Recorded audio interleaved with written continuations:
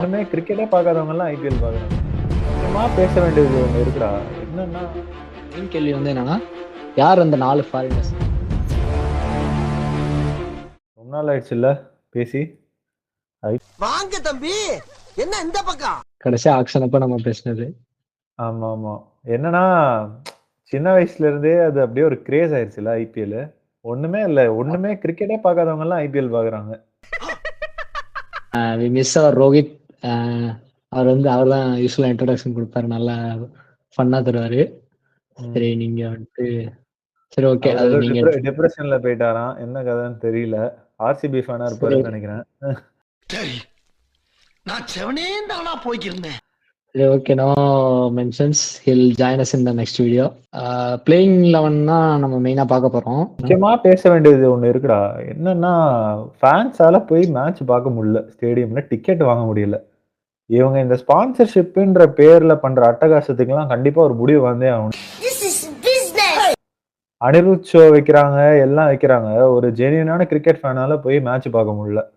என்ன நியாயம் இது? விக்கிறதே 15 இருக்கிறதே 35,000 டிக்கெட் தான். அகமதாபாத் மாதிரி 1,00,000 டிக்கெட் இருந்தா பரவாயில்ல. 35,000 டிக்கெட்ல பாதி டிக்கெட் ஸ்பான்சருக்கு போயிடுச்சுன்னா 17,000 பேரு எப்படி போய் மேட்ச் பார்க்க முடியும்?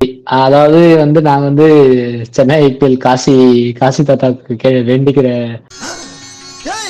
வேண்டியதில்லை என்னன்னா வந்து சீட்டிங்கை ஃபர்ஸ்ட் நம்மளால இன்க்ரீஸ் பண்ண முடியாது. ஸோ வந்து அந்த ஸ்பான்சர்ஷிப் டிக்கெட்ஸ் வந்து குறைச்சி பப்ளிக் ஆடியன்ஸ்க்கு வந்து அந்த டிக்கெட்ஸ் வந்து கொஞ்சம் அதிகப்படுத்தினா நல்லா இருக்கும்னு கேட்டுக்கிறோம். இந்த டைம் என்ன ஒரு இது பண்ணிடுறாங்கன்னா, இந்த ஃப்ராட் எல்லாம் ஸ்கேம்லாம் தடுக்கிறதுக்காக என்ன பண்ணிருக்காங்கன்னா, இப்போ டிஸ்ட்ரிக்ட் ஆப்ல யூஸ்வலா வந்து நம்ம டிக்கெட் புக் பண்ணா நம்மளுக்கு கியூஆர் வந்துடும். ஸோ இப்போ என்ன பண்ணிருக்காங்கன்னா வந்துட்டு என்னைக்கு மேட்ச் நடக்குதோ அன்னைக்கு காலையில 6 மதியானம் தான் நமக்கு கியூஆர் ஜென்ரேட் ஆகுன்ற மாதிரி சொல்லியிருக்காங்க. ஸோ வந்து அந்த டிஸ்ட்ரிக்ட் ஆப்ல நம்ம ஸ்கிரீன்ஷாட் எடுக்க முடியாதுன்ற மாதிரி சொல்லியிருக்காங்க. ஸோ வந்து இதை நம்பி யாராச்சும் வேற தெரியாத டிக்கெட் வாங்கி ஏமாறாதீங்க. இதுதான் வந்து நம்ம சைட்ல இருந்து சொல்றது. ஸோ கொஞ்சம் be cautious about the scams of IPL be ticket. Cautious about scams and இதை என்கரேஜ் பண்ணாதீங்க. ஏன்னா நீங்க இந்த மாதிரி 4,000 ரூபாய் கொடுத்து 5,000 ரூபாய் கொடுத்து வாங்குறதுனால என்ன ஆகுதுன்னாக்க, ஒருத்தனால அஃபோர்ட் பண்ண முடியாது. 1,500 ரூபாய் தான் அவன் பட்ஜெட்டா இருக்கும். அப்படி பார்க்க நினைக்கிற ஒரு ஃபேனால வாங்க முடியறது இல்ல. ஸோ நீங்க நீங்க இதை என்கரேஜ் பிளஸ் ஸ்கேம்ஸ்டர்ஸ் நிறைய இதனால உருவாயிட்டு இருக்காங்க. நீங்க வந்து ஜென்யூனா டிக்கெட் வாங்க ட்ரை பண்ணி அது கிடைச்சா மட்டும் போனீங்கன்னாக்க ஆட்டோமேட்டிக்கா வந்துட்டு இந்த மாதிரி ஸ்கேம்ஸ்டர்ஸ் குறைவாங்க. ஆனா இது எல்லாத்துக்கும் ரொம்ப கோர் திங் என்ன பண்ணணும்னா, சிஎஸ்கே மேனேஜ்மெண்ட் தான் வந்துட்டு டிக்கெட்ஸ் வந்துட்டு எப்படின்னா பப்ளிக் ஆஃபர் பண்றது இன்க்ரீஸ் பண்ணணும். அது பண்ணாலே ஒழிய இதை நிறுத்த முடியாது. ஏன்னா எப்படி வேணா நீ கியூஆர்எஸ் ஸ்கிரீன்ஷாட் எடுத்துடலாம். ஒரு சிலர் என்ன சொல்றாங்கன்னாக்க மொபைல்ல டைரக்டா ஸ்கிரீன்ஷாட் எடுக்க முடியாது.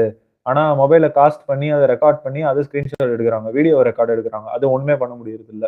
அதுல இன்னும் பெரிய விஷயம் இல்ல, இன்னொரு போன் அவங்க வச்சிருந்தாலே அதுலயே அவங்க போட்டோ எடுத்துக்கலாம். ஸோ வந்து அங்கேயே ப்ராப்ளம் சால்வ். சிஎஸ்கே மேனேஜ்மெண்ட் நினைச்சா இதை வந்துட்டு ஒரு மேஜர் லெவல்ல ஸ்டாப் பண்ணலாம் பை ஆஃபரிங் மோர் டிக்கெட்ஸ். ஃபேன்ஸை கன்சிடர் பண்ணுங்க. ஃபேன்ஸ் தான் வந்துட்டு உங்களை இந்த லெவலுக்கு எடுத்துட்டு போயிருக்காங்க. இப்போ தோனி போயிட்டா ஃபேன்ஸ் போயிடுவாங்களா? கண்டிப்பா எனக்கு தெரியல. ஜென்யூனா கிரிக்கெட் பாக்குற எல்லா லவர்ஸுமே இருக்கதான் செய்ய போறாங்க. தோனிக்காக பார்த்து ஒரு சில ஸ்டோரி போடுறவங்கன்னா வராம இருப்பானே தவிர்த்து மேட்ச் பாக்குறவன் கண்டிப்பா வரதான் செய்வான். கரெக்டா? ஸோ அந்த ஃபேன்ஸை நீங்க எப்ப ரெஸ்பெக்ட் பண்றீங்களோ அப்பதான் உங்களோட ஒரு ரிலேஷன்ஷிப் வித் ஃபேன்ஸ் ஸ்ட்ராங்கா இருக்கும். பீப்புள் தொடர்ந்து மேட்ச் பார்க்க வருவாங்க. ஆஸ் யூஷுவல் 11 போயிடலாம்னு நினைக்கிறேன். Okay, let's quickly start with our 11. ஆனா ஃபர்ஸ்ட் சிஎஸ்கே நான் வந்து ஒரு 11 சொல்லிடுறேன். இதுல ஏதாவது சேஞ்சஸ் இருக்கா இல்ல? எனக்கு என்னன்னா 4 ஃபாரினர்ஸ் யார் ஆடுன்ற மாதிரி எனக்கு ஒரு டவுட் இருந்துச்சு. ஸோ வந்து என்னோட பிளேயிங் 11 சொல்லிடுறேன் நான். நம்பர் 1 வந்து Rutu is going to open with Conway. So வந்து கான்வே வந்து பேட் ஃபார்ம்ன்ற மாதிரி சொல்றாங்க. So but CSK will go with the old template. அடுத்து வந்து ராகுல் Tripathi at 1 down, Dube at 2 down. So வந்து தோனி 5, ஜடேஜா 6, அஸ்வின் 7, நூர் அகமத் 8. ஸோ வந்து என்ன பண்ணலாம்னா மேபி மேல வந்து ரச்சின் 1 down ஆடலாம். இல்லைனா வந்து தோனிக்கு அப்புறம் வந்து சாம்கரன் ஆடலாம். இவங்க 2 பேர்ல ஒரு ஃப்ளோட்டிங் ஆப்ஷன். அதுக்கப்புறம் நூர் அகமத் சொல்லிட்டேன். அடுத்து கலீல் அகமத், அடுத்து பத்திரானா. மேபி இம்பாக்ட் பிளேயர் இவங்க வந்து பேட் வேணா மேபி விஜய் சங்கர் ஆர் தீபக் கூட அவங்கள ட்ரை பண்ணலாம். ஸ்பின் ஃப்ரெண்ட்லினால I have chosen 3 spinners. Ashwin Jaddu வந்து எல்லா மேட்சும் ஆட போறாங்க. ஸோ வந்து நூறு வந்து சேப்பாக்கில் எல்லா மேட்சும் ஆடுவாருன்னு நான் நினைக்கிறேன். ஸோ வந்து இந்த அதான் என்னோட மெயின் கேள்வி வந்து என்னன்னா, யார் அந்த 4 ஃபாரினர்ஸ்? என்னோட 4 ஃபாரினர்ஸ் வந்து சாம் கரன், நூர் அகமத், கான்வே, பத்திரானா. பத்திரானா கான்வே வந்து ஷூட் ஷாட்டா விளையாடுவாங்க. ஸோ வந்துட்டு சாம் கரன், ரச்சின் ரவீந்திரா, நூர் அகமத் இவங்க 3 பிளேயர்ல ஃப்ளோட்டிங் நடக்கும். இந்த மேட்சுக்கு யார் விளையாடுவாங்கன்னு நீங்க நினைக்கிறீங்க? நானுமே ஆல்மோஸ்ட் 11 தான் எடுத்திருக்கேன். ஆனா ஆர்டர் மட்டும் எனக்கு தோனி 5 எல்லாம் வர வாய்ப்பே இல்லன்னு தான் தோணுது. ஏன்னா தோனி இப்ப ஆடிட்டு இருக்கிறதுக்கு ஐ மீன் ஃபிட்னஸ் ப்ராபபிலி நீ கொஞ்சம் பெட்டரா நான் ஆயிருக்கலாம். என்ன சொல்றேன்னா, நான் இவன்ல டோனி 6 தான் வருவாரு. சாம் கரன் தான் மேல ஆடுவாரு. மேல ஆடுவான். தோனி 6க்கு கீழ தான் வருவான். ஏன்னா ஜடேஜாக்கு முன்னாடி தோனி வந்தது வந்து எனக்கு தெரிஞ்சு ஞாபகமே இல்ல எனக்கு. ஐபிஎல் ஃபைனலே ஜடேஜா அந்த பக்கம் இருந்தான். தோனி வந்து அவுட் ஆயிட்டு போயிட்டாரு 23லலாம். ஏன்னா தோனியோட நீ இஷ்யூஸ் இருந்தது ஆப்வியஸ்லி. பிளஸ் இன்னொன்னு என்னன்னா, நம்ம எல்லாருக்குமே பல வருஷமா இப்ப தெரியறது என்னன்னா, தோனி வந்து ஸ்பின்னுக்கு அகைன்ஸ்டா எவ்வளவு வீக் ஆயிட்டாரு அப்படின்றது நமக்கு தெரியும். எஸ்பெஷலி அகைன்ஸ்ட் த இன்கமிங் பால். வருண் சக்கரவர்த்தி மாதிரி பவுலரோ இல்லைன்னா ஒரு லெக் ஸ்பின்னர் கூகுளி போடும்போதோ நிறைய வாட்டி வந்து பேட்டுக்கும் பேடுக்கும் நல்ல கேப் விட்டு போல்ட் ஆகிறத நம்ம பார்த்துருக்கோம். பட் லாஸ்ட் இயர் ரஷித் கான அடிச்சாரு, அதெல்லாம் ஓகே தான். பட் ஸ்டில் தோனியோட ரன்னிங் ஃபிட்னஸ் எப்படி இருக்குன்றது இந்த நீனால ஒரு விஷயம் நமக்கு தெரியாது. ரெண்டாவது அது ஐ குட் அக்செப்ட். அவன் வந்து கீழ வரலாம். அது வந்து அக்செப்ட் பண்றேன். நான் வந்து 4 ஃபாரினர்ஸ் நீ வந்து என் 11 வந்து நீ பார்த்தனாக்கா ஆல்மோஸ்ட் அதே தான். ஸோ நான் என்ன வந்துட்டு சொல்றேன்னா, ரச்சின் ரவீந்திரா உள்ள வர்றதுக்கு கான்வே ரொம்ப புவரா பெர்ஃபார்ம் பண்ணாதான் நடக்கும். If it is the usual CSK நான் சொல்றது. ஸோ என்னோட ஒப்பீனியனும் என்னன்னாக்கா சிஎஸ்கே என்ன பண்ணுவாங்க நான் நினைக்கிறேன்னாக்கா ருத்ராஜையும் கான்வேயும் தான் ஓபன் பண்ணுவாங்க. திரிபாத்தி தான் 1 டவுன்ல கொண்டு வருவாங்க. சாம் கரனை 2 டவுன் எடுத்துட்டு வருவாங்களோ அப்படின்னு தோணுது. ஏன்னா சாம் கரன் வந்து நல்ல பேட்டிங் ஃபார்ம்ல இருக்கான். ஐஎல் T20 இப்போ மாதிரி டோர்னமெண்ட்ஸ்ல நல்லா பெர்ஃபார்ம் பண்ணியிருக்கான் வித் த பேட். பவுலிங் முன்னாடி ஹெவியா போட்டு பேட்டிங் லைட்டா பண்ணிட்டு இருந்தாலும் இப்ப பேட்டிங்ல தான் நல்ல ஃபார்ம்ல இருக்கான். ஸோ எனக்கு என்ன தோணுதுன்னாக்க தூபே அவ்வளவு ஈஸியா எக்ஸ்போஸ் பண்ண மாட்டாங்க. ஏன்னா தூபே மாதிரி டிஸ்ட்ரக்டிவ் பிளேயர் சிஎஸ்கேல கிடையாது. இப்ப சிஎஸ்கேல இதே சாம் கரன் இடத்துல ஒரு மேக்ஸ்வெல் மாதிரி ஒரு பிளேயர் எடுத்திருந்தாங்கன்னு வச்சுப்போமே, யாராவது ஒரு பிளேயர் உள்ள வந்து டக்குன்னு ஒரு 200 ஸ்ட்ரைக் ரேட்ல ஆடணும் அப்படின்ற மாதிரி ஒரு பிளேயர் இருந்தா தூபே 2 டவுன் வந்திருப்பான். மேக்ஸ்வெல் மாதிரி ஒரு பிளேயர் இருந்திருந்தா 3 டவுன் வந்திருப்பான். ஆனா நம்மள்ட்ட இருக்கிற பிளேயர்ஸ்ல தூபே தான் இப்ப அந்த மாதிரி பிளேயர். சோ அவ்வளவு ஈஸியா 2 டவுன்ல எக்ஸ்போஸ் பண்ண மாட்டாங்க. நல்ல ஸ்டார்ட் கிடைச்சா தூபே 2 டவுன் வர வாய்ப்பு இருக்கு. பட் இந்த 11 நம்ம பார்த்தோம்னாக்க கான்வே, ருத்ராஜ், திரிபாத்தி தான் 1 டவுன். அவன் 1 டவுன்ல பவர் பிளேல நல்லா அட்டாக்கிங்கா ஆடுறான். சோ அதுல மாறாது ராயுடு மாதிரி ஒரு ரோல் பண்றதுக்கு வாய்ப்பு இருக்கு. சாம் டவுன் இருக்க வாய்ப்பு இருக்கு. Dube 3 down, Jadeja 4 down number 6, Dhoni number 7, Ashwin number 8, Noor அகமதே எனக்கு தெரிஞ்சு ஆடிடுவாங்க 11ல. Number 9 Khaleel number 10, Pathirana number 11. So overseas எனக்கு பெருசா மாறல. என்ன நினைச்சேன்னா, ஏன் நான் ரச்சின் ரவீந்திரா ஒரு ஆப்ஷனா வச்சேன்னா, ஆக்சுவலா வந்துட்டு போன டைமும் அவன் மேல பிலீஃப் வச்சாங்க. ஸோ வந்து இந்த டைம் திரும்ப அவன் எடுத்திருக்காங்க. இன்னொன்னு என்னன்னா, he had a fantastic champions trophy season. வந்து சூப்பரா ஆடினான். ஸோ வந்து அதனால மேபி அவனை எடுப்பாங்கன்ற மாதிரி எனக்கு நான் கேட்டேன். ஆனா வந்து கான்வே தான் அவங்க போவாங்க. சாம் கரன் என்ன தரானா, அந்த பவுலிங் கொஷன் தரான். ஸோ யூ குட் பவுல் எப்படியும் ஒரு 2 ஓவர் 3 ஓவர் போட்டுருவாரு. ஸோ வந்து சாம் கரன் ப்ரிஃபர் பண்ணாங்க. I agree with that. Okay, CSK இன்னொரு ரீசன் என்னன்னாக்க பேட்டிங்ல எனக்கு ஜேமி ஓர்டன் ஒன்றும் பெரிய அப்கிரேட் மாதிரியே தெரியல. அவன் 6 அடிப்பான் ஹைப் பண்ணாங்க. இந்தியா ரீசெண்டா நிறைய லீக் விளையாண்டுருக்கான் சாம் கரன். எல்லா லீக்லயும் பவுலிங் பெர்ஃபார்மன்ஸோட பேட்டிங் பெர்ஃபார்மன்ஸ் வந்து அபோவ் பாரா இருந்திருக்கான். இப்போதைக்கு நம்ம பார்த்த வரைக்கும் அன்ஷுல் கம்போஸ் நியூ பால்ல தான் அதிகமா போடுறான். ஆனா ஃபர்ஸ்ட் கிளாஸ்ல விக்கெட் மேல விக்கெட் எடுத்துட்டு இருக்கான். கரெக்டா? சோ இன்னொரு சான்ஸ் என்னன்னாக்க ஒருவேளை Pathirana they want Rachin Ravindra as well. எனக்கு பேட்டிங் 9 வரைக்கும் வேணும்னு அவங்க எதிர்பார்க்கறாங்கன்னு வச்சுப்போமே. then the only chances for Patirana or someone to go out and then bringing in Kamboj. Quickly move to Mumbai Indians. So okay, playing 11 உங்க playing 11 சொல்லுங்க. ஏதாவது சேஞ்சஸ் இருந்தா நான் சொல்றேன். ஸோ மும்பை இந்தியன்ஸ் பொறுத்த வரைக்கும் இந்த மேட்ச் ரொம்ப கஷ்டப்பட்டேன் பிளேயிங் 11 எடுக்கிறதுக்கு. ஏன்னா ஹர்திக்கும் இல்லை, பும்ராவும் இல்லை, 2 கீ பிளேயர்ஸ் அவங்க. மும்பைக்கு மட்டும் இல்லை, இந்தியாவுக்கும். மும்பையோட இந்த மேட்ச்க்கான பிளேயிங் 11 எப்படி போட்டிருக்கோம்னா, ரோஹித் சர்மா வந்துட்டு ரிக்கல்டன் கூட ஓபன் பண்ற மாதிரி போட்டிருக்கோம். Will Jacks at number 3 for me, Tilak Varma at number 4, Suryakumar at number 5, Naman Dhir number 6, Robin Minz number 7, Santner number 8, Karan Sharma. சென்னைன்றதுனால அவங்களுக்கு 2 ஸ்பின்னர் போறதுக்கான நிறைய வாய்ப்பு இருக்கு. பிளஸ் டாப் ஆர்டர்ல ப்ராப்பர் ஸ்பின்னர்ஸ்னு எனக்கு பெருசா தெரியல. திலக் வர்மாவும், சூர்யாவும் கொஞ்சம் பார்ட் டைமா தான் போடுறாங்க. கரண் சர்மாக்கு அடுத்து தீபக் சஹர் அண்ட் போல்ட் 2 பேரும் நியூ பால்ல கவர் பண்ணிருவாங்க. இதுதான் என்னோட 11. நெறைய ஹோல்ஸ் இருக்கு ஆனா. இப்ப இம்பாக்ட் சப்ல நான் ஸ்ரீஜித் கிருஷ்ணன் போட்டிருக்கேன். அ ஸோ இவங்களுக்கு என்ன பெரிய பிரச்சனைன்னா, லிட்டரலா வேற ரீப்ளேஸ்மென்ட்டே இல்ல. அவங்க அந்த 11 அந்த 12லயே பயங்கரமா இன்வெஸ்ட் பண்ணியிருக்காங்க. வெளிய ஆப்ஷன்னு பார்த்தா, இப்ப ராபின் மின்ஸ் நம்ம சொல்றோம் 11ல. இப்ப 2 பேர் இல்ல. பும்ரா இல்ல, ஹர்திக் இல்ல. லிட்டரலா ரீப்ளேஸ்மென்ட் யார வச்சு பண்றதுன்னே தெரியல. இவங்கலாம் அன்ப்ரூவன். என்ன சொன்னாலும் ஒரு பிளேயர் நம்ம சொல்லலாம். ராபின் மின்ஸ் எப்படி அடிச்சான் தெரியுமா? அப்படி அடிச்சான் தெரியுமான்ட்டு. இதே வார்த்தைய தான் 2 வருஷம் முன்னாடி ஷாருக் கான்க்கு சொல்லிட்டு இருந்தோம். எப்படி பெர்ஃபார்ம் பண்ணான் தெரியுமா டொமஸ்டிக்ல அப்படின்ட்டு. ஆனா, அத ஐபிஎல்ல டிரான்ஸ்லேட் பண்ண அந்த பிளேயருக்கு டைம் குடுக்கணும். எடுத்தோனே அவன் அடிப்பான்னு நம்ம எதிர்பார்க்க முடியாது. சோ, இப்ப இவங்க பார்த்தோம்னாக்க, இப்ப ஹர்திக்க ரீப்ளேஸ் பண்றது ரொம்ப கஷ்டமா இருக்கு. இப்ப ஹர்திக்க ரீப்ளேஸ் பண்றதுக்கு நம்ம என்ன பண்ணியிருந்தோம்னாக்க, கார்பின் பாஷ்ன்னு ஒரு ஆப்ஷன் இருந்தது. கார்பின் பாஷ் வேணும்னா ட்ரை பண்ணி பார்க்கலாம். பட் கார்பின் பாஷ் ஆடணும்னாக்க, அவங்க ரிக்கில்டன் ஆட முடியாது. சாரி ரிக்கில்டன் ஆடி தான் ஆகணும். கீப்பர் வேற ஆப்ஷனே இல்ல. இந்தியன் கீப்பர் ஸ்ரீஜித் கிருஷ்ணன் தான் இருக்கான். ஒருவேள அவங்க என்ன பண்ணலாம்னாக்க, கார்பின் பாஷும் எனக்கு வேணும்னா ரிக்கில்டன டிராப் பண்ணி, ஸ்ரீஜித் கிருஷ்ணன ஓப்பனரா ஆடிட்டு, கார்பின் பாஷ கீழ ஆடலாம். சோ, அப்ப அவங்களுக்கு இன்னொரு ஒரு பேஸ் ஆப்ஷன் ஹர்திக் பாண்டியாக்கு லைக் ஒரு ஆல் ரவுண்ட் ஆப்ஷன் வேணா கிடைக்க வாய்ப்பு இருக்கு. பட் ஸ்டில் நெறைய கொஸ்டின் மார்க்ஸ் இருக்கு. இது வந்து நீங்க சொன்ன மாரி யார ரீப்ளேஸ் பண்றதுன்னே தெரியல. ரீப்ளேஸ்மெண்ட்டே ஒழுங்கா எடுக்காத மாரி இருந்துச்சு. இதுவே பத்திரானாக்கு ஏதாச்சும் ஆச்சுன்னா, நாதன் எலிஸ் வச்சு நம்ம மேனேஜ் பண்ணிடுறோம்னு வைங்களேன். ஆனா வந்து இங்க அந்த மாரி யாரும் இல்ல. ஸோ வந்துட்டு இன்ஜுரி ப்ரோன்னால ஏதாச்சும் சில மேட்சஸ் மிஸ் பண்ணி, அதுல வந்து இவங்க அடி வாங்கி, இப்போ பும்ரா வரதுக்கு ரொம்ப லேட் ஆயிருச்சுன்னா, அதுவே வந்து இவங்க குவாலிஃபை ஆகுறதுக்கு வந்து ரொம்ப சிரமப்படுவாங்கன்னு தோணுது எனக்கு. ஆக்சுவலி ஆக்ஷன பார்த்தப்ப வில் ஜாக்ஸ் எடுத்தாங்க. ஏற்கனவே அவங்க வந்து பேட்டிங்ல கொஞ்சம் ஸ்ட்ராங்கா இருந்தா பும்ரா ஒரு ஆளு. ஸோ பவுல்ட் சஹார் எடுத்தாங்க. ஸோ ஒரு கம்ப்ளீட்லி ஃபினிஷ்னு நினைச்சோம். ஆனா வந்து பேக்கப்ஸ் இப்ப இந்த மேட்ச் யோசிக்கும் போது தான் தெரியுது வந்து இவ்வளோ கொஞ்சம் இதா தான் இருக்காங்க. ஸோ வந்து எப்படி முடிப்பாங்கன்னு எனக்கு தெரியல. I'm not confident about Mumbai. ஏன்னா வந்து ஜஸ்ட் லேட் ஆகும் தான் சொல்றாங்க. ஏப்ரல் ஃபர்ஸ்ட் வீக்ல வந்துட்டா they will survive better. So ஆனா அது நடக்குமா என்னன்னு தெரியல.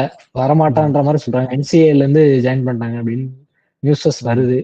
லாஸ்ட் இயர் வந்துட்டு நமந்தீர வந்துட்டு கொஞ்சம் மிடில் ஆர்டர்ல ஆடிட்டு இருந்தாங்க ஸ்டார்டிங்ல எல்லாம். லாஸ்டா ஒரு மேட்ச்ல வந்து நமந்தீர டாப் ஆர்டர்ல இறக்கி விட்டாங்க. ஓபனரா இறக்கல, ஒன் டவுன்ல ஏதோ இறக்கி விட்டாங்கன்னு நினைக்கிறேன். ஒரு பெரிய சேஸ் தோத்துட்டாங்க. 63 ஏதோ அடிச்சாங்க. நிறைய 6 and 4 அடிச்சான். தனியா இருந்தான்.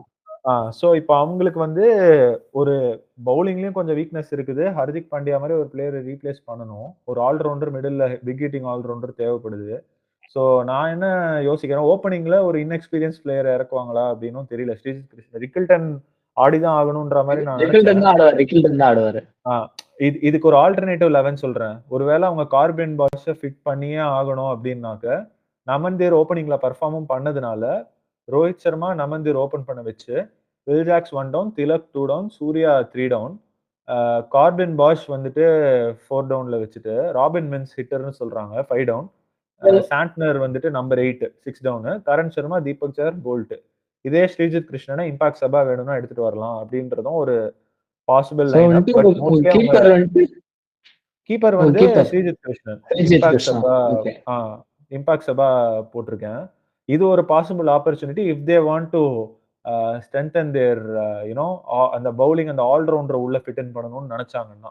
இவங்களுக்கு ஸ்ட்ரென்த்ஸ் என்னன்னு நம்ம பாக்குறப்போ மேட்சுக்கு வந்து இவங்கள்ட்ட நம்ம ரொம்ப சேஃபா இருக்க வேண்டியது, especially for this match new ball. Wicket கொடுக்கவே கூடாது பவர் பிளேல. போல்ட் சஹர் எக்ஸலண்டான ஒரு நியூ பால் காம்போ. போல்ட் உள்ள எடுத்துட்டு வருவான், சஹர் வந்து உள்ள வெளியேன்னு எடுத்துட்டு போற ஒரு பவுலரு. இவங்கள பவர் பிளே மட்டும் கொஞ்சம் பார்த்துட்டாங்க சிஎஸ்கே. கொஞ்சம் கன்வென்ஷனல் சிஎஸ்கே அப்ரோச் எடுக்கணும். 4 ஓவருக்கு வந்து 25 ரன்னு ஆடிட்டு லாஸ்ட் 2 ஓவர்ல தேவைன்னா அடிச்சுக்கலாம். சஹர் 3வது ஓவர் போடுறதுக்கும் வாய்ப்பு இருக்கு. இங்க பார்த்துட்டோம்னாக்க மிடில் ஆர்டர் சாண்ட்னர் இருக்காரு. சாண்ட்னரை கொஞ்சம் தேதினா கரண் சர்மாவை அடிக்க முடியும். கண்டிப்பா சிவம் துபே அங்கதான் ரொம்ப ஒரு கீயான மேட்சப். சாண்ட்னர் வர்சஸ் சிவம் துபே வந்து ஒரு ரொம்ப முக்கியமான மேட்சப்பா இருக்கும் இந்த கேமை பொறுத்த வரைக்கும். டெத் பவுலிங் வந்து ஒண்ணுமே இருக்கிற மாதிரி தெரியல இப்ப பும்ரா இல்லாம. Okay, my last question is who's gonna win the battle, whether it's CSK or MI? இல்ல இந்த மேட்ச் வந்து ஓவர்வெல்மிங் ஃபேவரட்ஸாவே சிஎஸ்கே தான் தெரியுறாங்க. ஏன்னா ஹர்திக்கும் இல்ல, பும்ராக்க ரொம்ப கஷ்டம். எந்த டீமுக்கு வேணா மேனேஜ் பண்றது.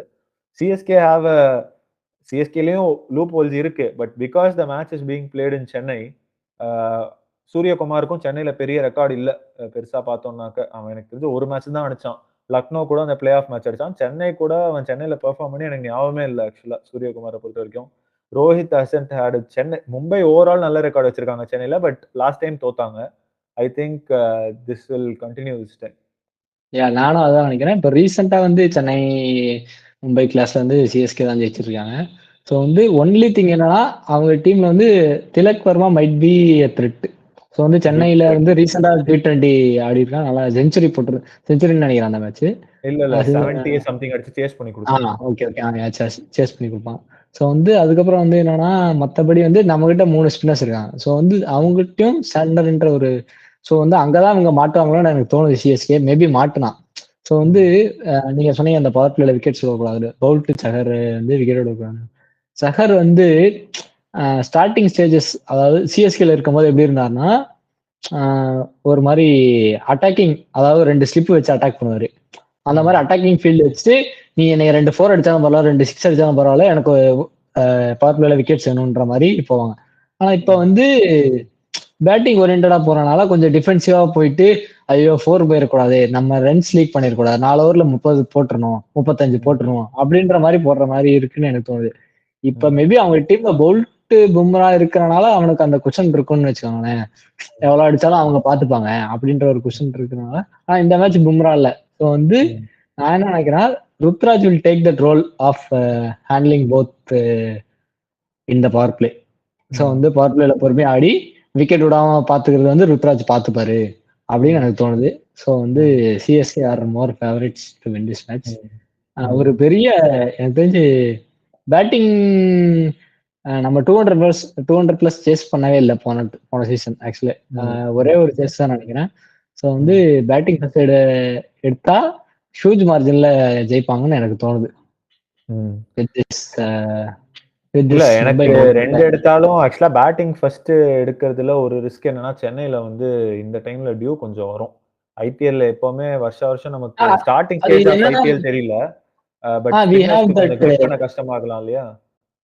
இப்ப வந்து இப்ப டியூக்காக வந்து இன்னொரு ரூல் வந்து கொண்டு வந்திருக்காங்க. இப்ப வந்து இந்த மாதிரி 2 நியூ பால் அதாவது 2 நியூ பால் இல்ல டியூ இல்லாத பால் சிமிலர் ஓவர்ல இருந்து ஒரு சிமிலர் பால் வந்து அது இல்ல சென்னையோட ஆனா டெம்ப்ளேட் இன் சென்னை வந்து bat first score runs and you know try to defend it தான். அதுக்கான பவுலிங் இருக்கு. பவுலிங்ல எனக்கு பெரிய பயம் இல்லை சென்னை நினைச்சு. சென்னையை பொறுத்த வரைக்கும் அந்த இன்டென்ட் காட்டுற அட்டாக் பண்ற போனோடனே ஒரு 200 ஸ்ட்ரைக் ரேட்ல அடிக்கக்கூடிய பிளேயர் கம்மியா இருக்கும்.